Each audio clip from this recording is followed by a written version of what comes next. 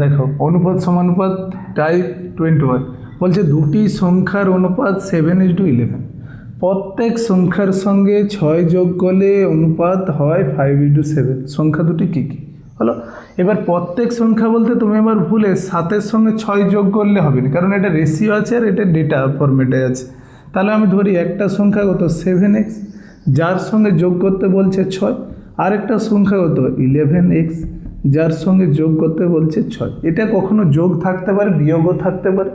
যেমন পরেরটা দেখবে হোমওয়ার্কের জন্য তোমাদের বিয়োগের জন্য দেওয়া আছে, বলা হয়েছে যে যোগ করলে অনুপাত কত হবে 5:7, তাহলে 5/7 লিখতে পারে।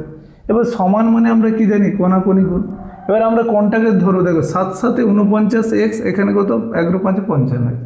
আগে 11 5 55xকে লিখবো, তাহলে কি আমরা বিয়োগের যে ঝামেলাটা সেটা থাকবে না। তাহলে 11 5 55x লিখলাম, 6 5 30 লিখলাম। এখানে কত 7 × 7 7 7 কত 49x প্লাস 7 6 কত 42। এবার এক্স জাতীয় রাশিগুলোকে একদিকে নিয়ে আসবো, এদিকে প্লাস আকারে আছে, এদিকে আসলে মাইনাস, তাহলে 55x minus 49x equal to এখানে 42। এখানে প্লাস ছিল, ওদিকে গেলে মাইনাস, তাহলে 42 থেকে 30 বাদ দিলে এ ধারে হচ্ছে 12। এখানে 49, 55 থেকে 49 বাদ দিলে কত 6x।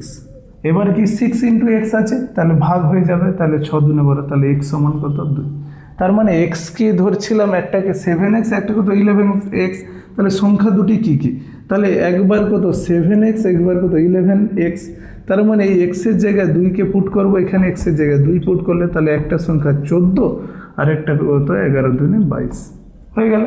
সেম ওয়েতে এখানে দেখো বলছে দুটি সংখ্যার অনুপাত 4:3, প্রত্যেক সংখ্যা থেকে 9 বিয়োগ করে। এখানে যেমন যোগ বলছিল, এখানে বিয়োগ করবে, তাহলে ডেটাগুলো ধরবে, ধরার পরে এখানে 9 বিয়োগ করবে, করলে অনুপাত হবে কত 3:2। প্রত্যেক সংখ্যা দুটি কী কী দিয়ে অপশানগুলো আছে, সেখান থেকে উত্তরগুলো করার চেষ্টা করবে, ঠিক আছে?